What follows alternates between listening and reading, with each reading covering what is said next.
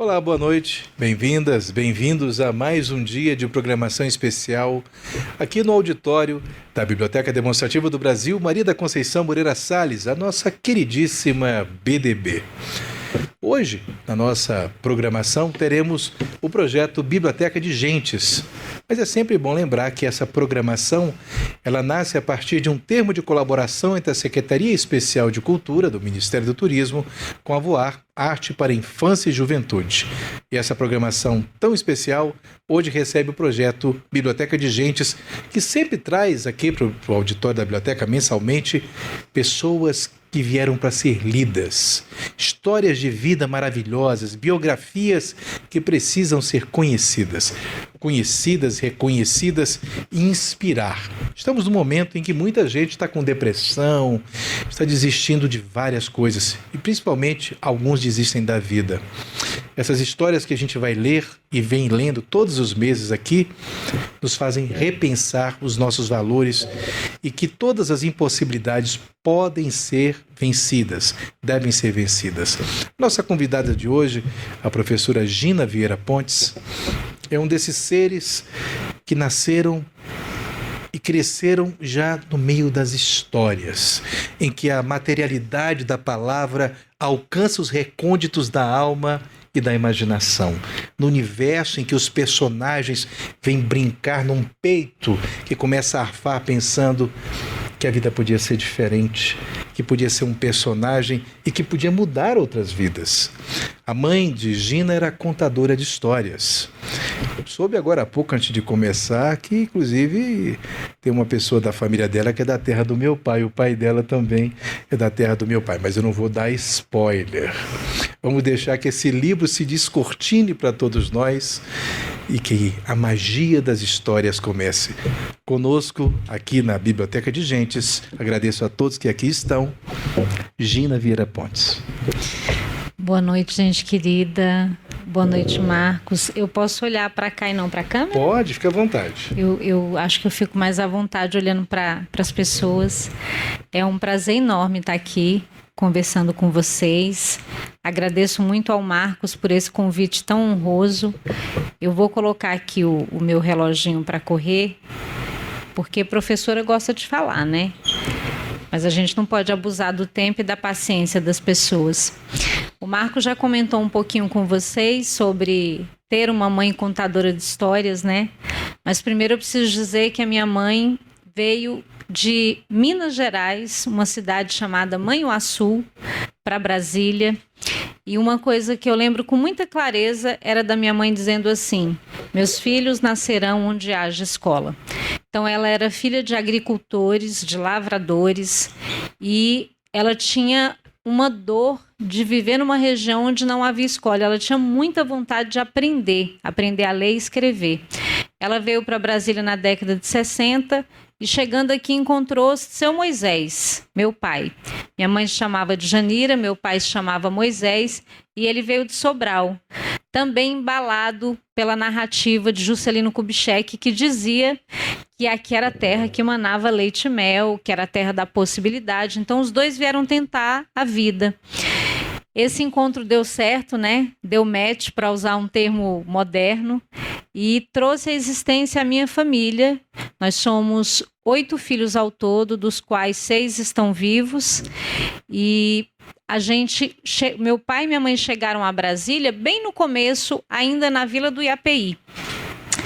E chegou um momento em que a gente foi levado para Ceilândia.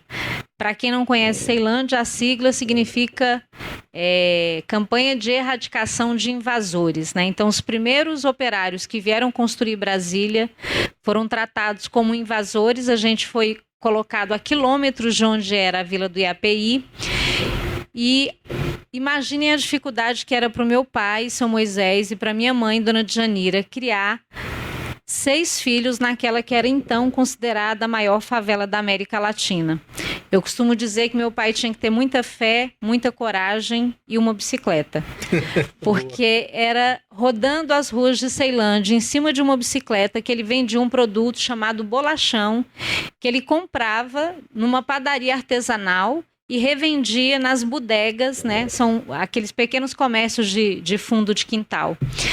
E foi assim que ele garantiu a nossa sobrevivência durante um bom tempo. E tem uma característica do meu pai e da minha mãe que eu considero a característica mais marcante dos dois. Eles tinham uma clareza, Marcos, do quanto era importante a gente ter acesso à educação. E eu me lembro que a minha mãe era quase uma máxima que ela carregava. Ela dizia assim: ainda que isso nos custe passar fome, os meus filhos vão para a escola. E eu posso afirmar que os dois, infelizmente, são falecidos. Ela faleceu em 2003, ele faleceu em 2000. Eles gastaram toda a existência deles trabalhando para nos garantir condições de frequentar a escola. E o meu pai, por não ter aprendido a ler e escrever, ele tinha uma narrativa sobre a escola que era muito idealizada. Então ele dizia para mim assim: minha filha, no dia que você entrar na escola, você vence tudo, você ganha o mundo e ninguém te segura. Essa narrativa do meu pai nutriu a minha imaginação e eu me vi entrando na escola e atravessando um portal mágico, ganhando superpoderes, uma capa de super-heroína. E, obviamente, eu estava enganada. A escola não é esse paraíso que o meu pai representava discursivamente. Eu entro na escola aos 7 anos de idade e encontro muita hostilidade, muita violência. A escola pública da década de 70, 80 era muito diferente da escola pública de hoje. Não havia escola particular, então o filho do dono da maior padaria estudava na minha turma, a filha do dono da maior gráfica estava na minha sala. E eu era filha de vendedor ambulante, trabalhadora doméstica, que ia para a escola com a roupa puída, com o sapato furado. O material escolar ela colocado num bornal que a minha mãe fazia com perna de calça velha, né? Ela costurava na máquina. E em pouco tempo eu fui sentindo uma hostilização no ambiente, inclusive de professoras. E eu fui me silenciando. Aos 8 anos de idade, você não tem repertório para entender o racismo que você sofre, você não consegue sequer nomear. Como eu não conseguia entender por que eu era agredida, hostilizada, xingada, e normalmente com xingamentos que se reportavam à cor da minha pele, ao meu cabelo, eu fui me tornando essa criança silenciosa, assustada, sempre na expectativa de um safanão e de um xingamento. Passei para a 2ª série sem saber ler e escrever.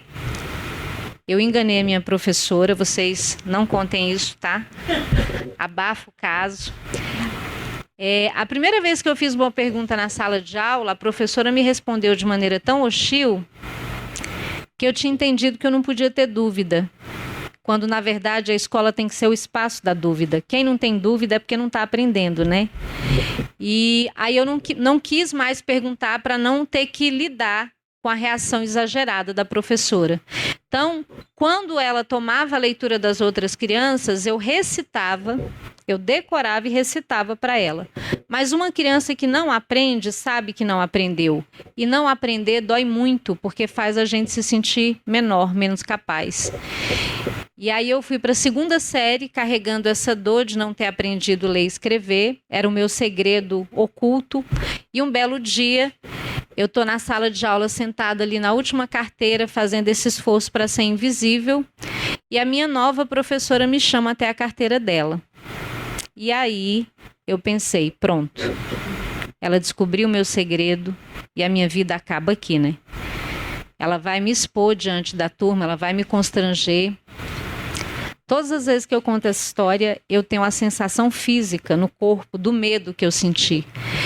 Eu fui ofegante até a mesa dela e quando eu cheguei até a carteira dela, para minha surpresa, ela não queria me dar bronca, ela não queria me bater, nem me hostilizar, nem me repreender. Ela simplesmente me colocou no colo. Mas não foi qualquer colo, foi um colo que representou o primeiro marco na minha existência. Porque, como eu disse, até aquele momento, o meu desejo era de ser invisível para sobreviver às violências que eu sofria. Quando a professora Creuza me colocou no colo, ela me ajudou a construir um sentimento de pertencimento à escola que até aquele momento eu não tinha. ela não só me deu essa sensação de pertencimento, como ela me ajudou a ressignificar a percepção que eu tinha de mim mesma. Mais ainda, ela me fez sentir uma criança capaz de aprender. E eu, que já era uma criança muito ávida por aprender, fiquei ainda mais dedicada e ainda mais curiosa, de forma tal que, quando eu me senti plenamente alfabetizada, a primeira coisa que eu fiz foi montar a minha primeira turma na minha casa com os meus 3 irmãos. Os 3 entraram na escola alfabetizados. Você alfabetizou seus irmãos? Alfabetizei os 3. E aí eu disse para mim mesma, ali no colo da professora Creuza, eu não quero ser invisível, eu quero ser professora, porque não deve haver na vida nada mais importante para fazer do que o que essa professora fez por mim. Eu me tornei professora, portanto, aos 17 anos, quando eu cursei o magistério. Eu fui normalista, fiz parte da primeira turma de período integral, fiz o meu primeiro concurso aos 18, aos 19 eu já estava dando aula. Trabalhei uma década com crianças pequenas e quando foi em 1996, eu acho que o Marcos deve se lembrar, houve um movimento muito importante em Brasília de transformar Brasília na capital da leitura. Eu me lembro disso. Lembra? E eu tinha sido convidada para atuar numa biblioteca por uma amiga muito querida, a professora Eliseu da França, que me queria na equipe dela porque me considerava uma professora muito dedicada, mas eu ainda muito insegura, aos 21 anos, falei para ela, não, eu não quero cargo comissionado. Ela disse para mim, mas eu não abro mão de você, então você vai para a biblioteca. E eu considero esse um outro marco muito importante da minha vida, porque até a minha entrada na biblioteca, Marcos, eu não tenho recordação de um grande encontro com a leitura do texto literário. A primeira literatura a qual eu tive acesso foram as narrativas da Dona Djanira, como você pontuou. Minha mãe era uma exímia contadora de histórias, e as histórias que ela contava eram as histórias da vida dela. Histórias muito duras, mas histórias que me nutriam, porque me ajudavam a entender a força daquela mulher. De onde eu tinha vindo. Quando eu ouvia a história da minha mãe, eu me sentia muito encorajada, porque eu pensava, que mulher extraordinária, que largou tudo para trás. Ela chegou aqui em Brasília, a condição dela era tão precária que ela não tinha dinheiro para pagar a passagem. Foi a irmã mais velha que pagou. E ela veio trabalhar aqui na Asa Norte como empregada doméstica. Então, eu sinto que a minha mãe contava histórias nesse processo importante que a gente tem de ir elaborando a nossa existência pelas nossas narrativas, né? Como diz o Riobaldo, o narrar elabora o viver. Depois, eu me lembro dela fazer rodas de leitura da Bíblia com a gente. Nós não tínhamos livro em casa, mas ela tinha um cuidado de todos os dias sentar com os filhos e ler a Bíblia. E pedir que nós recitássemos salmos. Mas eu não me lembro de, na escola, ter um professor em especial que me provocasse a ler o texto literário. Então, eu me tornei professora, passei pelo ensino médio, sem compreender em profundidade do que a gente está falando quando a gente fala de literatura de ficção, do texto literário. E aí, quando eu vou para a biblioteca, nesse momento histórico de Brasília, esse momento importante, há uma campanha muito bonita e sensível de formação dos profissionais que atuavam na biblioteca. Eu participo dessa formação avidamente, então eu tive a oportunidade de ir para eventos em que a Ana Maria Machado falou, imagina, Lígia Bojunga, eu me lembro do Luiz Milanese, que na época era chamado de o Papa das Bibliotecas, e a gente passou por essa formação para aprender a transformar a biblioteca no espaço onde os jovens quisessem estar. E eu fiquei muito convicta de que eu precisava fazer isso, e eu entendi o seguinte, a primeira coisa que eu preciso fazer é conhecer o acervo. E é só quando eu já sou professora que eu tenho esse encontro com a literatura de uma forma tão significativa e tão prazerosa que eu decidi cursar letras. Em especial, eu me lembro que eu assisti uma palestra da grande Lucília Garcês. Não posso esquecer de colocar esse detalhe nessa história. A saudosa Lucília Garcês, que nos deixou no ano passado e que dedicou a sua vida à educação, à pesquisa, à literatura. Ela deu uma palestra e perguntaram para ela qual era o livro que ela considerava o mais importante, o mais bonito da literatura brasileira. E aí ela fala sobre Grande Sertão Veredas. Mas ela fala de maneira tão visceralmente apaixonada que ela me contagia com aquela paixão e eu saio daquela palestra decidida a ler Grande Sertão Veredas. Olha a audácia da pessoa, né? A pessoa estava começando a sua caminhada como leitora do texto literário e já quer começar com Guimarães Rosa, que quem conhece sabe que não é nada fácil, né? Mas eu não sabia o que me instigava tanto, mas eu precisava ler aquele livro. E eu li. E aquele livro me revirou do avesso. Não só o enredo, não só a história, mas as máximas, os causos, a forma de contar. Tinha alguma coisa naquele livro que dialogava com a minha mineirice, né? Com a minha ancestralidade. Tinha máximas que me provocaram a pensar muito sobre a minha vida e o Riobaldo me deu um sacode geral, né? Eu decidi que eu seria uma professora muito mais dedicada ao trabalho com a literatura. E o livro me ajudou, inclusive, a organizar questões internas minhas, ajustes que eu precisava fazer na minha vida e que eu não enxergava. O livro é que trouxe luz para mim. E aí eu decido também trabalhar com os anos finais, porque eu queria fazer um trabalho mais robusto voltado para a literatura.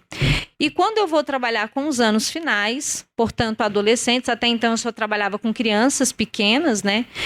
Na biblioteca eu trabalhei por 3 anos com a escola inteira, mas como professora diretamente eu só tinha tido a experiência de trabalhar com crianças.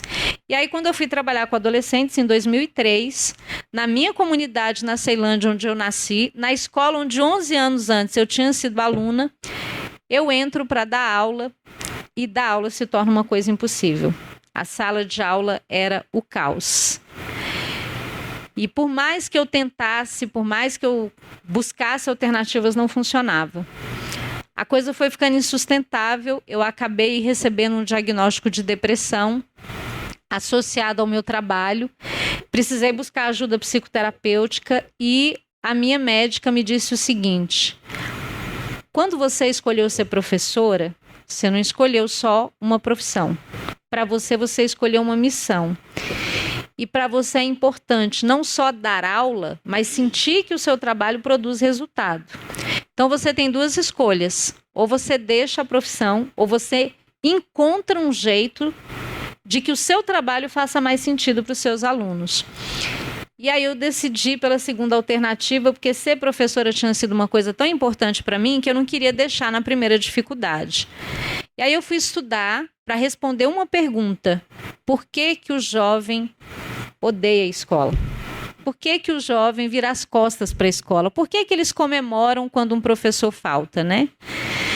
E depois de muitas leituras, muitas pesquisas, especializações, eu descobri que o jovem vira as costas para a escola porque primeiro a escola vira as costas para ele. Perfeito. Nós temos insistido no modelo educacional ultrapassado, obsoleto, autoritário. Paulo Freire chama de educação bancária, né? Essa educação em que o estudante não é sujeito, ele é objeto. O professor deposita um conhecimento para ele e ele deposita na prova. Por isso, essa metáfora da educação bancária, do depósito. E aí eu percebi que eu precisava ressignificar a minha prática pedagógica, eu precisava me conectar com os meus alunos, entender quais eram os anseios deles, entender esses nativos digitais, esses sujeitos sociohistóricos que vivem nesse mundo hiperconectado. E aí, ouvindo os meus alunos, eu percebi que eu precisava me aproximar das redes sociais. E comecei a usar as redes sociais como ferramenta pedagógica para dar feedback de textos, para me comunicar com eles. E pontualmente, isso já em 2013, quando eu acesso uma rede social, eu me deparo com um vídeo produzido por uma menina de 13 anos, no qual ela se apresentava dançando de maneira hipersexualizada. Era uma menina que era minha aluna do 6º ano, e a música que ela colocou para ser executada era uma música que depreciava as mulheres. Eu fiquei muito incomodada de imaginar que aquela menina poderia ser interpelada por um pedófilo, a imagem dela poderia ser usada para alimentar um site de pornografia.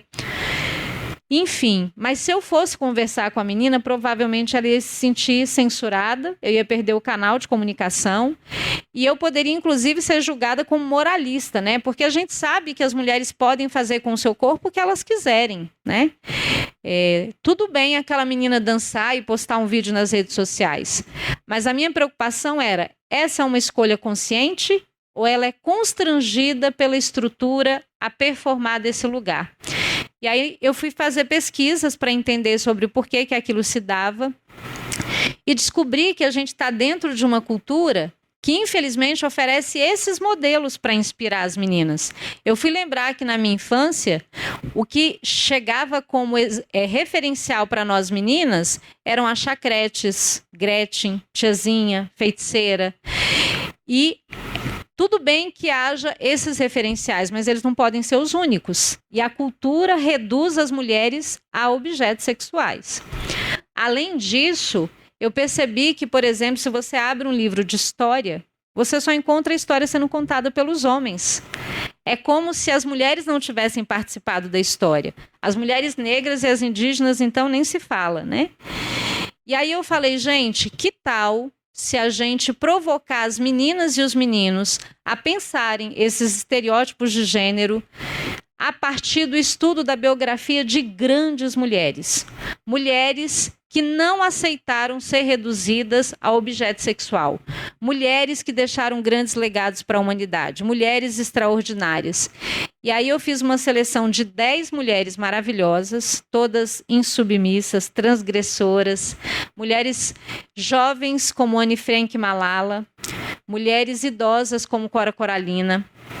Mulheres brancas como Nise da Silveira, que foi a primeira mulher a fazer medicina no Brasil. Mulheres negras como Rosa Parks, que foi protagonista na luta por direitos civis nos Estados Unidos. E a gente também selecionou obras de autoria feminina, porque eu queria que fosse um projeto de leitura do texto literário produzido por mulheres. Porque o nosso cânone literário, gente, ele é muito masculino e branco, né? Se a gente for olhar para a nossa literatura, ela é, em sua maioria, aquela que está lá, né, no currículo, no livro didático, no material didático, ela é, em sua maioria, branca e masculina. Então, a gente colocou 6 obras ao todo para serem lidas. O Diário de Anne Frank, Eu Sou Malala, e 4 obras de autoria negra. Quarto de Despejo, de Carolina Maria de Jesus, e 3 obras da grande escritora Cristiane Sobral, né, que o Marcos conhece bem, é prata da casa, ela é carioca, mas eu brinco que a gente já tornou ela brasiliense, né, ela nasceu no Rio de Janeiro, mas está desde os 16 anos aqui em Brasília. E em outra etapa do projeto, nós propusemos que os estudantes conhecessem mulheres inspiradoras do nosso território. Então, a gente levou para a escola 4 grandes lideranças para que os estudantes conhecessem. E na última etapa, eu os provoquei com uma pergunta. Qual a mulher inspiradora da sua vida? O meu objetivo é que eles pensassem sobre o fato de que as mulheres são a história. Quando elas são excluídas da história, isso não quer dizer que elas não estivessem lá, né? As mulheres pariram quem registrou a história. Então, elas estavam na história o tempo inteiro, embora haja uma subrepresentação delas nos materiais didáticos, nos currículos. Então, eu queria que eles pensassem sobre as mulheres inspiradoras do mundo, do Brasil, do território, mas também das suas vidas. Porque eu preciso dizer, Marcos, o grande diferencial da minha trajetória toda foi ter a minha mãe como a minha grande inspiração. Uma mulher que nunca acessou uma universidade, mas que falava com toda a convicção para mim: minha filha, nunca dependa de um homem para nada. Estude, conquiste o seu lugar. Minha mãe nunca estudou sobre feminismo, mas ela era muito coerente porque ela tanto defendia que eu fosse para a escola, como ela não negociou o nosso direito de estudar. Eu lembro que era muito comum naquela época as pessoas baterem na porta das famílias que tinham meninas, né, filhas, e falar assim: essa menina já está boa de trabalhar, essa menina já está boa de ser babá, essa menina já está boa de ser empregada doméstica. E minha mãe, como eu mencionei, ela dizia: ainda que isso nos custe passar fome, mas eu não vou mandar vocês trabalharem, porque se vocês começarem a lavar o banheiro dos outros, não vai sobrar tempo para vocês estudarem. Então eu sabia que ter tido aquela mulher na minha vida, com aquela narrativa potente e com essa defesa incontornável do meu direito de estudar, tinha sido um ponto decisivo da minha trajetória. E aí eu perguntei para os meus alunos qual a mulher inspiradora da vida de vocês. E para minha surpresa, quando eu comecei o trabalho, eu perguntava assim: você disse que a sua mulher inspiradora é a sua bisavó Zica, que tem 98 anos. Então, se ela tem 98 anos, ela não nasceu em Brasília. Onde é que ela nasceu? Eita, professora, não sei. Olha. Aí eu perguntava para o outro: e como é que a sua mãe conheceu o seu pai? Eita, professora, não sei. Então, essa geração hiperconectada, ela tem menos tempo de diálogo com as famílias, é uma suposição que eu faço, né? Esse mundo acelerado tira o tempo que a gente teria para conversar e contar as histórias. E aí eu criei uma metodologia que foi pensada para sanar essas lacunas. Eu preparei um roteiro de entrevista personalizado para cada aluno, partindo do que ele sabia para aprofundar o conhecimento. E essa foi a etapa mais interessante do projeto, porque eles já voltavam da entrevista com o peito estufado, olho brilhando e me dizendo assim: professora, a minha mãe é muito mais inspiradora do que eu imaginava. Olha que lindo. Eu descobri, professora, que a minha mãe era quebradeira de coco no Maranhão. Tiraram ela da escola para obrigar a trabalhar e ela lutou, veio para Brasília, hoje ela é dona do próprio negócio. O outro me contava: professora, eu descobri que a minha bisavó ficou viúva com 10 filhos para criar e trabalhou anos a fio em cima de uma máquina de costura. Foram histórias tão extraordinárias, Marcos, que eu decidi transformar no livro Mulheres Inspiradoras, em que estudantes do 9º ano do ensino fundamental, do CEF12 de Ceilândia, contam as histórias de suas mães, avós e bisavós. Foi muito curioso também ver o que eles contavam da experiência da entrevista, porque não era qualquer entrevista, eles foram preparados, sensibilizados, e eles me diziam assim: professora, a minha mãe, eu não entendi, a minha mãe pediu para ficar ouvindo a gravação da entrevista dela. E eu me dei conta que alguns até diziam assim: professora, quando eu cheguei com a carta, nós preparamos uma carta bem bonita e dissemos, né, você está sendo convidada a participar do projeto porque você é uma mulher inspiradora. Algumas dessas mulheres, quando recebiam a carta, diziam assim: mas eu sou inspiradora? Nas entrelinhas estava dito: eu, uma mulher periférica, trabalhadora doméstica, diarista, eu posso ser fonte de inspiração para alguém? E muitas me disseram: eu estou muito feliz de que a minha história vai para um livro, para que os meus filhos e os meus netos lembrem-se sempre de mim. E claro que nesse livro eu contei a história da minha professora Creuza, contei a história da minha mãe, contei a história da minha sogra, mulheres que me inspiram. Eu tenho certeza que todo mundo que está aqui no auditório me ouvindo, todo mundo que está acompanhando pela internet, tem uma mulher inspiradora na sua vida. Na verdade, a gente não tem só uma, né? Eu tenho várias mulheres inspiradoras na minha vida. O projeto aconteceu, como eu disse, no CEF12 de Ceilândia, em 2014 e 2015, em 2 edições, com estudantes do 9º ano. E já em 2014 ele recebeu o reconhecimento de um prêmio importante, o 4º Prêmio Nacional de Educação e Direitos Humanos. Depois ele conquistou o 8º Prêmio Professores do Brasil, fomos finalistas no Prêmio Cláudia, conquistamos o prêmio Construindo a Igualdade de Gênero. No final não dá nem para contar todos, foram cerca de 15 prêmios ao todo. E no dia 29 de maio a gente abre o Correio Brasiliense e descobre que o projeto tinha sido escolhido para representar o Brasil num prêmio internacional. E eu iria para Lima, Peru, concorrer com 18 projetos de países como Uruguai, Paraguai, Costa Rica, Panamá, Argentina. E foi muito emocionante, sabe, Marcos? Porque eu vivo e vim de um território onde ser mulher, ser negra, ser periférica, trabalhar na escola pública é sempre representado a partir de um lugar de fragilidade. Quando eu fui para Lima, Peru, eu estava levando todas essas pessoas comigo. A escola pública, as mulheres da periferia, que são excluídas, as mulheres que foram excluídas da história, do livro didático, enfim. E chegando lá, para nossa surpresa, nós conquistamos o primeiro lugar, levamos um prêmio de $20 mil americanos para a escola. E depois disso, a gente acabou chamando a atenção de um organismo internacional, a CAF, que é o Banco de Desenvolvimento da América Latina, que tem sede na Colômbia e escritório no Brasil. Eu fiz uma apresentação do projeto num evento chamado Brasília Cidade Internacional, e um executivo do Banco CAF me deu o cartão e falou: me manda o que você tem sobre o projeto. E aí eu mandei os vídeos, a gente tinha um portfólio com mais de 200 peças, e ele falou: nós queremos que esse projeto chegue a mais escolas. E aí, em 2017, depois de 25 anos no chão da escola, eu sou convidada para ser coordenadora desse programa, e eles me perguntam: olha, nós temos um valor X para levar esse projeto para 15 escolas. Onde é que a gente vai investir o dinheiro? Aí você já deve imaginar onde que eu disse que tinha que investir, né? Eu falei: a gente tem que comprar livro. Escola boa é escola que tem projeto de leitura, e de leitura do texto literário. E aí a gente fez uma experiência piloto com 15 escolas. Cada escola que participou da experiência piloto recebeu uma biblioteca com os títulos. O projeto foi avaliado pela Universidade de Brasília a partir de uma parceria com o GCRIA, que é o Grupo de Pesquisa Educação Crítica, Autoria Criativa, vinculado ao Programa de Pós-Graduação em Linguística da Universidade de Brasília.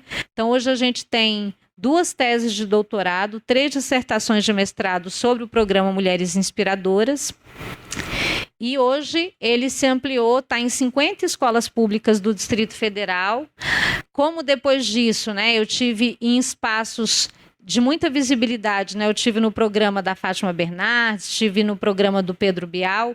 Eu recebo mensagens de professores do Brasil inteiro querendo conhecer o projeto, e eu compartilho o material que eu produzi, né, o material autoral, com o maior prazer, porque a gente quer mais que a ideia se espalhe por aí para todo mundo, porque é um projeto que fala de ressignificação do espaço escolar, de tornar a escola um lugar mais atrativo, um lugar que olhe para todas as identidades, porque a nossa escola ainda traz uma perspectiva branca e eurocentrada e despreza os saberes ancestrais dos povos originários, né? A cultura africana ainda é negligenciada. Então, como o projeto privilegia obras de autoras negras, a gente provoca aquilo que eu chamo de rasuras no cânone, né?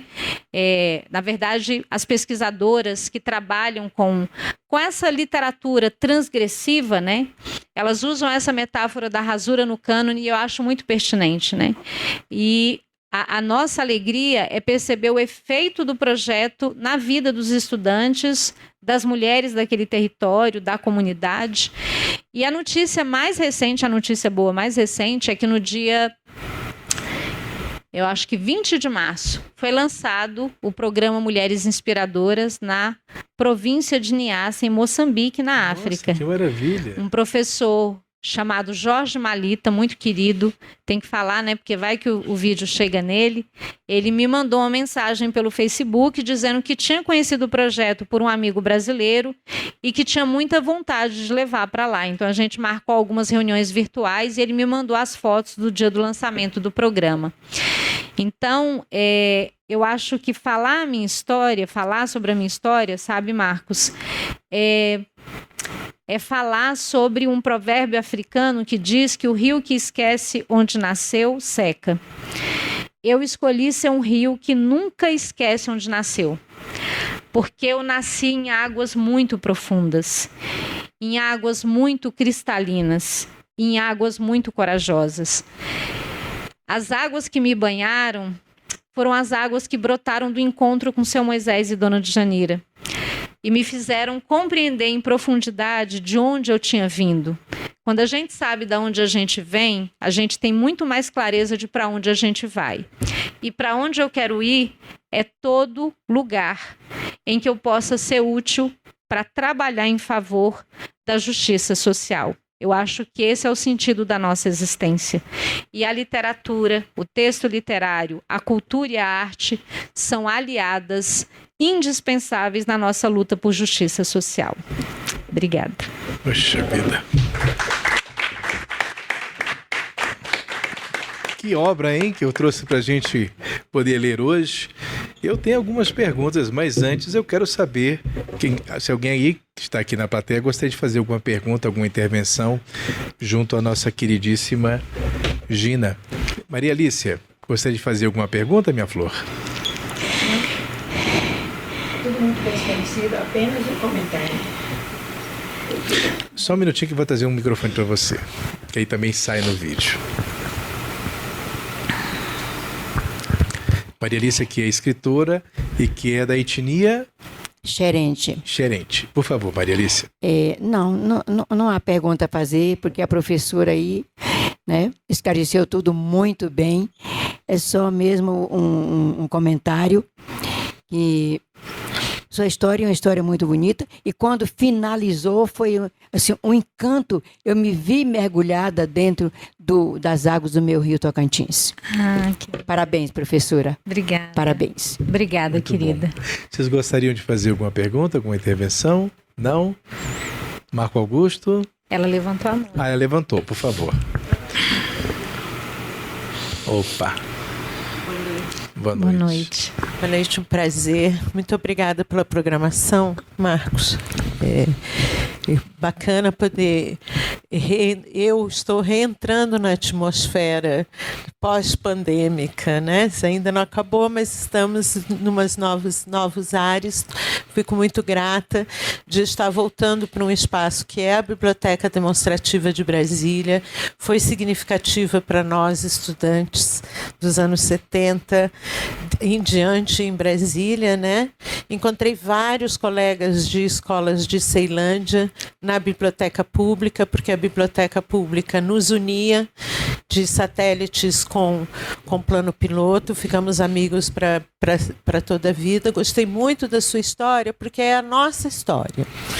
É a nossa história de candangos, de candangas, né? De pessoas que migraram para a cidade na esperança de encontrar educação num país sem cidadania. Para negros, pior, talvez, mais difícil, mas para todos nós muito complicados, né? O acesso à leitura, a possibilidade de distribuir o que escreve, né? De publicar, né? De ter reservado numa biblioteca, ter espaço para expressão, né? Das mais diversas. Então, eu queria te agradecer essa história, esse movimento grande. Eu não tinha ideia de que o Brasília Cidade Leitora, capital da leitura, Brasília cidade alfabetizadora, capital da alfabetização, todos esses movimentos tivessem tido essa repercussão. Porque a gente muito humildemente trabalhava de forma técnica para que que esses programas pudessem virar políticas, né? E agora são 30 anos. Você tem cara de 30 anos, mas essa história tem 30 anos. Eu tenho 50, a história tem 30 anos. Né? Essa história tem 30 anos para por aí, né? Não é isso? É isso. Então, são 30 anos de trabalho de formiguinha para fazer crescer a política, para fazer afirmar, né? Para a gente poder ampliar a comunidade leitora, a comunidade escritora. E eu queria te dar parabéns por você ter persistido, não ter ficado superficialmente e ter conseguido fazer com que aquele sonho da gente lá virasse algo tão lindo, tão concreto, palpável, né? E que alcançasse tanta gente. Era isso que eu queria te agradecer. Obrigada, querida. Bem, mais alguém gostaria? Bem, enquanto alguém cria coragem... Opa! Ele foi devolver o microfone. Enquanto alguém cria coragem, quando eu estava ouvindo a tua história, eu me lembrei de duas situações em que eu passei que tem um pouco a ver com isso, e aí eu venho para uma pergunta para você. Eu me lembro que eu fui fazer como jornalista, fui fazer um vídeo contratado pela Fundação, a FUBRA, Fundação da Universidade de Brasília, lá nos Calungas. E era um projeto para fazer casa para os Calungas. E os alunos da Universidade de Brasília de Arquitetura, eu ia fazer um vídeo, tinha sido contratado pelo Ministério das Cidades e tal, e disseram que as casas que estavam sendo feitas, elas não teriam nem porta, nem janela, porque os calungas não gostavam de portas e janelas. Então ia ter um banheiro, mas não teria nem portas, porque eles não tinham nas casas deles portas e janelas. Então chegaram a essa conclusão e tal. E aí eu fui lá para fazer o vídeo e entrevistá-los. Estive lá com seu Joaquim Mochila e com vários outros. Mas eu estava ouvindo você falar da sua mãe e de toda essa realidade. Eu me lembrei de uma casa que eu nunca vou esquecer. E eu entrei numa dessas casas sem porta e sem janela, com um chão de terra mesmo, de chão batido, era esse o termo. E quando eu entrei, bati, né? E aí veio essa senhorinha, Dona Raimunda, Maria Raimunda. Tudo bem? Uai, bem. E seu nome, ela me disse o nome, abriu um sorriso. Uma expressão digna, mas sofrida. A boca já não tinha muitos dentes. A roupa muito simples, estava molhada. Já tá vindo da onde?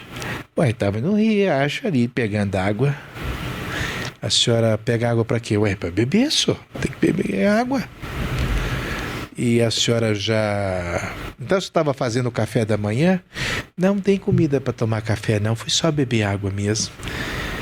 Mas choveu e essa água... tá barrenta. A senhora tomou água barrenta? Vou ficar com sede? A gente toma do jeito que tem. Tá bom. E a senhora vai almoçar o quê? Ué? Eu não tenho café da manhã, eu vou ter almoço. Jantar então? Piorou. Eu olhei para ela, a casa simples, e aí eu falei para ela: vocês não gostam de janela e porta e janela nas casas, né? Eu percebi que não tem. Quem lhe disse um negócio desse? Nós não temos nem porta nem janela porque não tem dinheiro para comprar porta e janela. Se o senhor arranjar porta e janela, eu quero. Tu acha que eu quero passar frio? Ficar com isso aberto para entrar animal, mosquito, é doido, né? Eu não tenho porque não tem dinheiro para comprar. Ah, estão construindo as casas aí e tal. Eu não entendi que esse povo aí da cidade não botou nem porta e janela. Eu acho que eles não estudaram direito, não. Aí eu virei para ela e perguntei assim: a senhora é feliz? Ela abriu um sorriso que eu nunca vou me esquecer. Ela sorriu de orelha a orelha e disse assim: e por que não haverá de ser? Eu gosto das pessoas e as pessoas gostam de mim. O que mais que eu haverá de querer?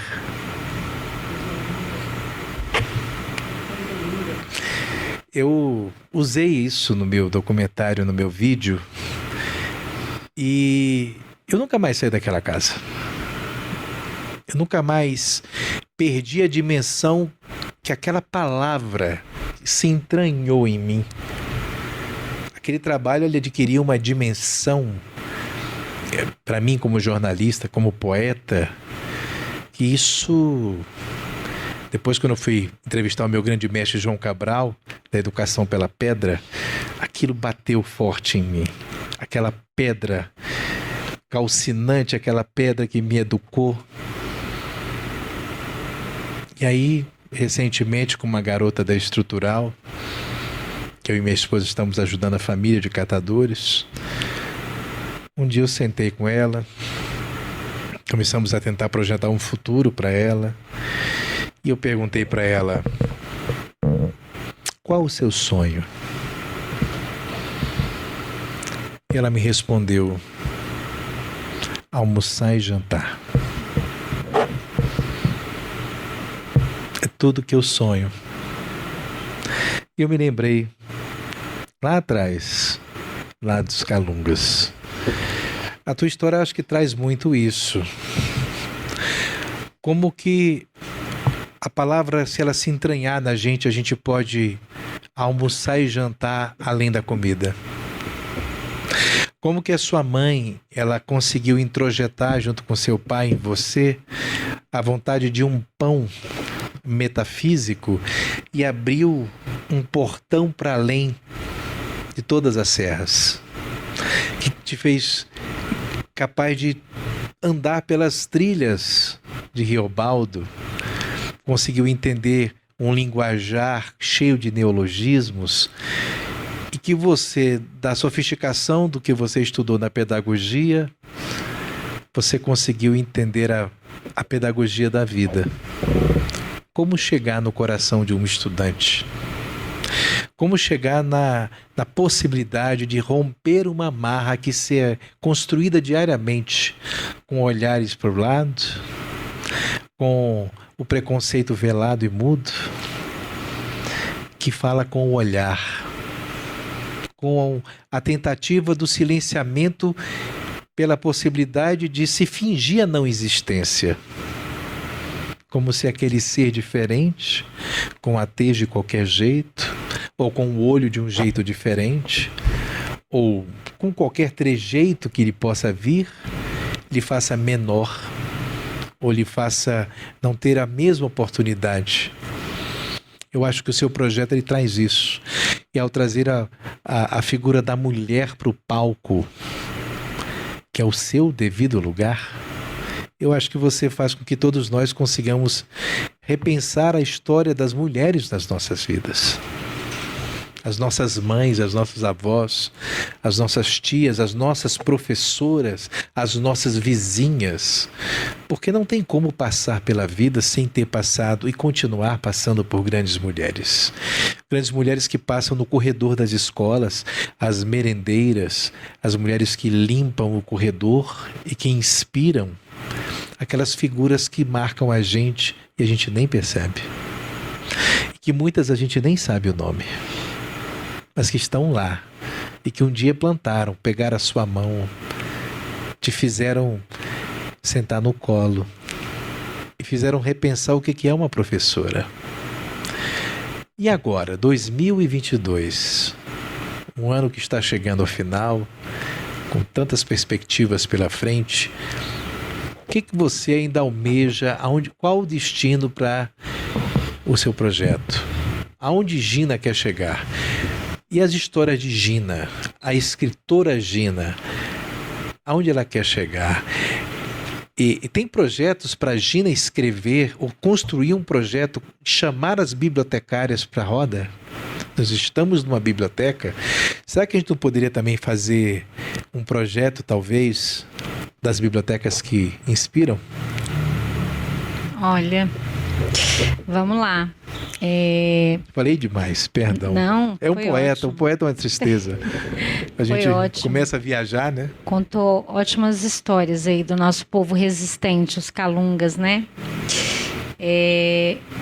A minha aposentadoria foi publicada no dia 19 de janeiro, né? Já? Já.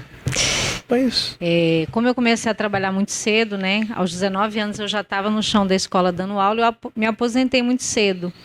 Nesse exato momento eu brinco que eu tô na pista, sabe? Assim, surgem muitos convites legais, então eu tenho aceitado os convites. Inclusive para cá, viu, aqui hoje. Isso, exatamente, para sentir onde é que o meu coração vibra mais forte, porque, de fato, eu ainda tenho muita disposição, muita energia, quero muito trabalhar.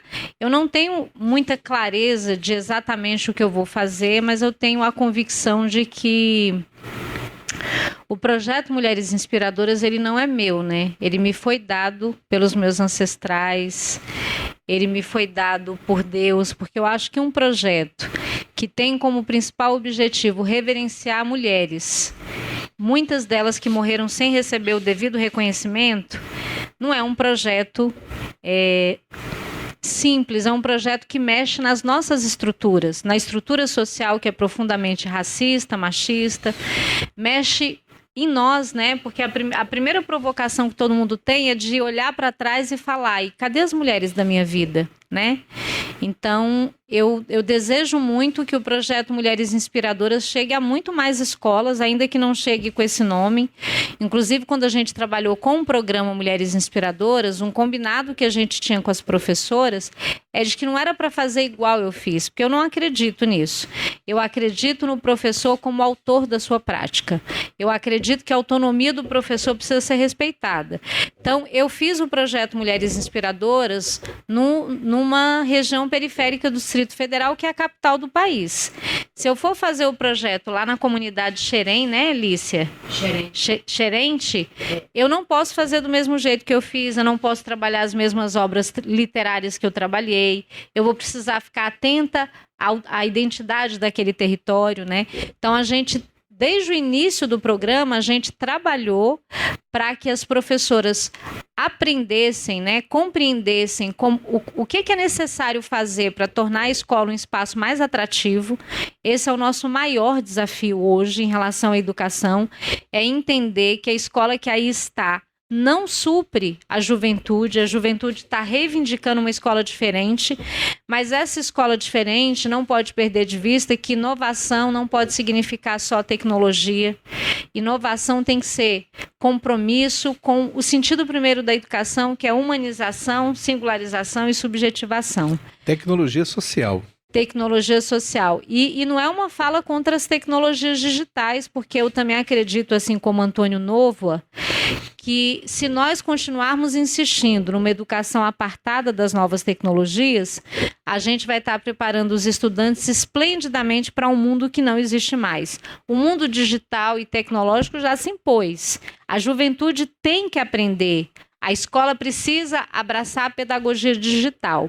Mas, como diz muito bem Paulo Freire, a cada avanço tecnológico que a gente dá, a gente tem que se comprometer com os avanços humanos, né? Então, o que me preocupa é um deslumbramento com a tecnologia que faz as pessoas acreditarem, por exemplo, que o professor possa ser dispensável dentro do trabalho pedagógico, né? Nem o professor é dispensável, nem a escola é dispensável, nem o texto literário é dispensável, porque se a gente começar a abrir mão desses elementos que são inerentes, intrínsecos ao processo pedagógico, a gente vai estar abrindo mão da educação. E você me perguntou também sobre escrita, né? Eu adoro escrever, sabe, Marcos? Eu acho que 2 pilares muito importantes do trabalho na escola é a escrita autoral e a leitura, como eu falei aqui repetidas vezes. A escrita nos dá a oportunidade de organizar o nosso pensamento. Inclusive, não deu tempo de falar, porque a história é longa. Assim que eu me alfabetizei, eu comecei a escrever diários. Opa! E eles viraram a minha literatura, porque como eu não tinha muito material para ler, a minha mãe, na época que trabalhava como empregada doméstica, ela trazia as agendas que os patrões iam jogar no lixo. Sabe quando o ano acaba e tem aquela agenda vazia? Aquelas agendas viraram os meus diários. Então eu escrevia, e aquilo me ajudava. Eu posso afirmar para você com segurança, sem a escrita eu teria enlouquecido, porque ela me dava um espaço de expressão sem limites. Ali eu podia falar tudo, sem censura, sem nenhum problema. Então, eu penso que talvez no futuro, quando eu tiver um acúmulo de experiências maior eu não me vejo como uma escritora de ficção, porque eu acho uma coisa... Meu Deus, eu acho os escritores de ficção... Eles criam mundos absolutamente verossímeis, né? Quem lê Grande Sertão Veredas, você acredita piamente que todo aquele universo é real. Eu acho uma coisa fabulosa. Eu não sei se eu teria condições, mas eu adoro escrever crônicas, adoro escrever contos, adoro escrever biografias. Não por acaso a gente escolheu no Mulheres Inspiradoras trabalhar com biografias. E eu acho que é papel da escola trabalhar com literatura, sobretudo por isso, porque a literatura nos dá também condições de aprender como escrever a nossa história, né? Como a partir da palavra escrita representar a nossa história, sobretudo superando a história única, né? Superando essa história que subalternizou grande parte da população brasileira. os descendentes de africanos, os indígenas, cada um contar a sua história sentindo orgulho.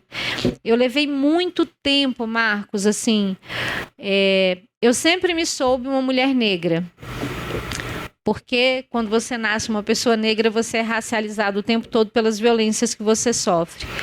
Mas foi só com o projeto Mulheres Inspiradoras, aos 42 anos de idade, que eu li a obra da Cristiane Sobral e pude fortalecer a minha percepção de mulher negra a partir de um outro lugar. Ela tem um poema, que é Retina Negra, que eu gosto muito, que diz assim: sou negra fujona. Recuso diariamente o espelho que tenta me massacrar por dentro, que tenta me iludir com suas mentiras brancas.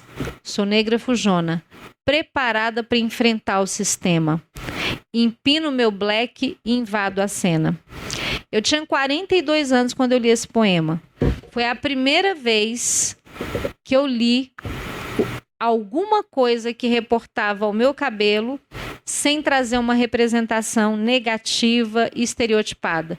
A Cristiane Sobral compara o cabelo de uma mulher negra a árvores frondosas, a coroa de uma rainha que já nasce coroada. Ele dialogou contigo, isso foi feito para mim. Exatamente. Isso me representa. Exatamente. Então, é papel da escola a partir da literatura, e por isso a gente tem que levar a literatura contra-hegemônica, a literatura negra, indígena, para a escola, para que os nossos jovens negros possam contar as suas histórias, não a partir do lugar da subalternização, que é onde a história oficial nos conta, mas a partir do lugar da coragem, da força, da resistência que eles trazem, né? Puxa, que maravilha.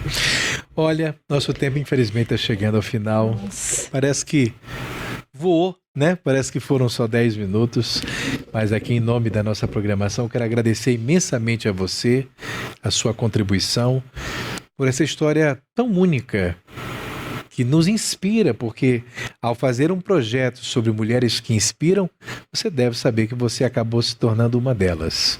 Você também é uma mulher que inspira e que vai continuar inspirando muitos projetos. Eu vou continuar insistindo na ideia de um dia estar no lançamento do livro de Gina Vieira Pontes. Opa! Vou, inclusive, me colocar à disposição, muito humildemente, para ajudar nisso.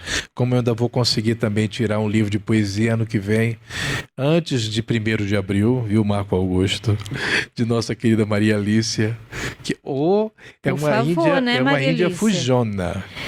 Vamos ter que fazer isso acontecer. Seria maravilhoso ter a sua obra como escritora indígena no acervo do projeto Mulheres Inspiradoras. Já imaginou que lindeza? Marcos, querido, eu te agradeço esse convite tão honroso. Esse lugar, para mim, tem um significado enorme. Eu vou aproveitar que a gente está aqui sendo ouvido por muita gente que, assim como você, como eu, como a Alice e todo mundo que está no auditório, é apaixonado por literatura, e vou fazer 2 apelos. Primeiro, um apelo para os pais, mães e professores de crianças pequenas. Leiam para as crianças. Leiam muito para as crianças. As crianças precisam de muito mais leitura e muito menos telas. As crianças estão adoecendo porque elas estão ficando intoxicadas de tantas telas. A gente precisa, na infância, de brincar, de pé no chão, de ouvir histórias. E às vezes o pai e a mãe dão um celular para o filho, ele fica ali entretido, não dá nenhum trabalho. Eu, como educadora, posso dizer: as telas provocam atraso no desenvolvimento da linguagem, atraso na socialização, atraso na interação. É um grande problema que, ao meu ver, está sendo pouquíssimo discutido. As telas estão causando uma destruição silenciosa da saúde mental de crianças e adolescentes. E a segunda coisa que eu queria dizer é que a biblioteca é o lugar mais importante de uma escola. Quando eu trabalhei na biblioteca por 3 anos, a nossa luta é para que ela se tornasse o lugar do encontro do leitor com o livro. mas um encontro que fosse prazeroso. Então, todo mundo que está assistindo a gente, que está nos ouvindo, que trabalha dentro de uma escola ou próximo a uma biblioteca, a gente precisa trabalhar para que elas sejam muito mais frequentadas. Crianças e adolescentes que frequentam bibliotecas e que se tornam leitores são certamente adultos mais felizes, mais realizados. Então para a gente finalizar, tem que dizer que você, então, hoje, de novo, voltou para casa, vindo para a biblioteca.